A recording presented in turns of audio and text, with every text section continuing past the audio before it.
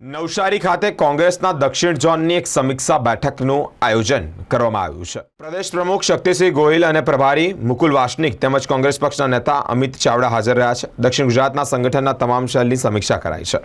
Doctor Baba Saheb આંબેડકરના વિરુદ્ધમાં ગૃહમંત્રી અમિત શાહે કરેલી ટિપ્પણીને લઈને જ રાજીનામાની માંગ કરવામાં આવી છે। અમદાવાદમાં પણ આજે ડોક્ટર બાબા સાહેબ આંબેડકરજીની પ્રતિમા ખંડિત થઈ છે। ઘટનાને લઈને જ આ ઘટનાને તેઓ વખોડી છે, એટલે કે શક્તિસિંહ ગોહિલે આ ઘટનાને વખોડી છે। પીએમજેવાયની નવી એસઓપીને લઈને જ નિવેદન આપ્યું છે।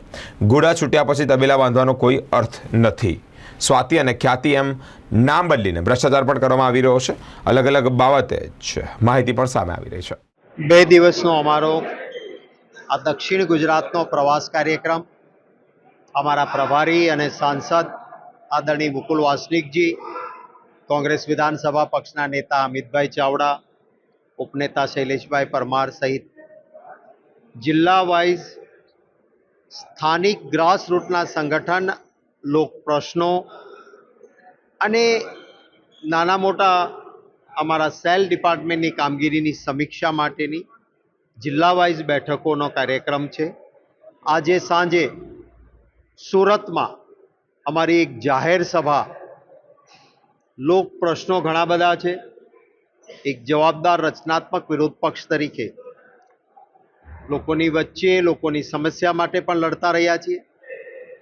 જાહેર સભા સુરતમાં સાંજે 6 કલાકે અમે રાખેલી છે। આવતીકાલે ફરી સુરતના અંદર દક્ષિણ ગુજરાતના જિલ્લાઓ બાકી રહે છે એને સાંભળવાનો કાર્યક્રમ એ આવતીકાલનો કાર્યક્રમ છે।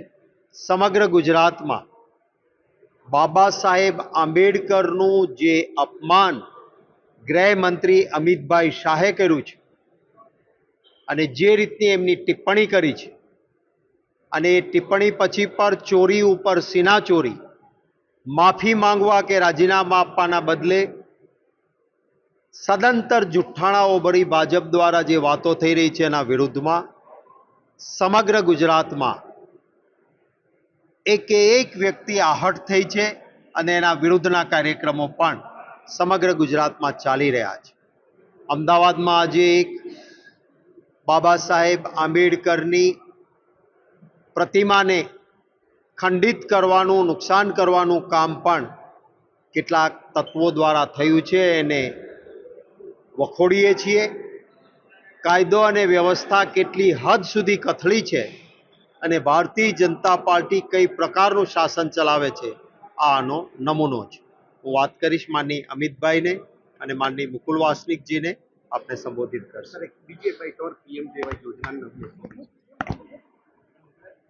પીએમજેવાય નવી એસઓપી આવી છે। ઘોડા છૂટી ગયા પછી તબેલાને તાળું મારવા નીકળવાનો કોઈ અર્થ નહીં। સ્વાતિ, ખ્યાતિ નામો નવા નવા કરીને ભ્રષ્ટાચાર ભય મુક્ત ચાલતો હતો પીએમજેવાયમાં। હવે નવી એસઓપી બનાવી, અત્યારે તમને સૂઝ્યું?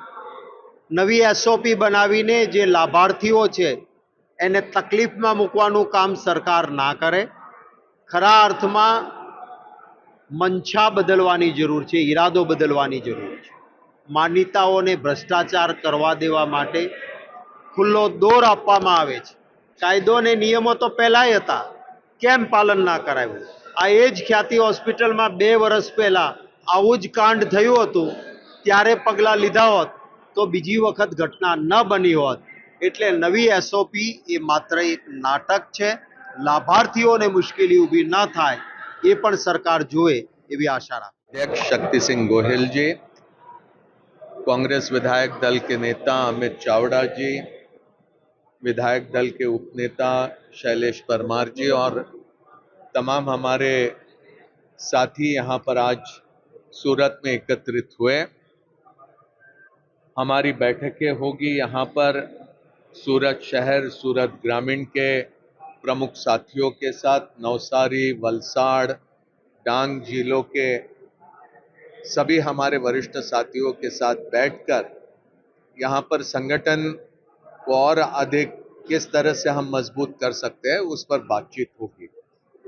साथ ही साथ हाल ही में हुए संसद के अधिवेशन में जिस तरह से भारत के गृह मंत्री अमित शाह जी ने संविधान के 75 वर्षों पर बात करते हुए बड़े व्यंग्यात्मक तरीके से, अपमानजनक तरीके से संविधान के निर्माता भारत रत्न बाबा साहब अंबेडकर के बारे में जिस तरह से उन्होंने बात कही, उसकी हम घोर निंदा करते हैं और हम ये मांग लेकर पूरे देश भर में निकले हुए हैं कि भारत के गृह मंत्री ने अपना इस्तीफा देना चाहिए, उन्होंने भारत के लोगों से माफी मांगनी चाहिए और अगर ऐसा वो नहीं करते तो हम ये मांग करते हैं कि देश के प्रधानमंत्री नरेंद्र मोदी जी ने उनको बर्खास्त करना चाहिए। यही मांग लेकर हमने संसद में अपनी आवाज वहां पर उठाई, लेकिन बड़े दुर्भाग्य के साथ ये कहना पड़ता है कि प्रधानमंत्री जी ने अमित शाह जी के खिलाफ कोई कार्रवाई करने की जगह अमित शाह जी को वो पनाह देने का काम कर रहे हैं।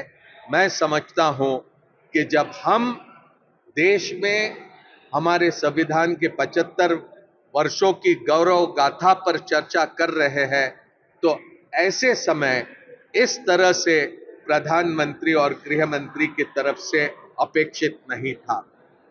हम यह आंदोलन हमारा और अधिक तेजी से सारे जगह चलाएंगे और मैं समझता हूं कि जो भारत रत्न बाबा साहब अंबेडकर जी में आस्था रखते हैं, निष्ठा रखते हैं, जो भारत के संविधान को मानते हैं, वो तमाम लोग अमित शाह जी के इस्तीफा प्राप्त करने में अपनी आवाज मिलाने का काम करेंगे। देखिए, पिछले कुछ समय से पूरे गुजरात में अलग अलग जगहों पर हमने हमारे जिलों में जो प्रमुख साथी है उनसे बातचीत का एक सिलसिला शुरू रखा है।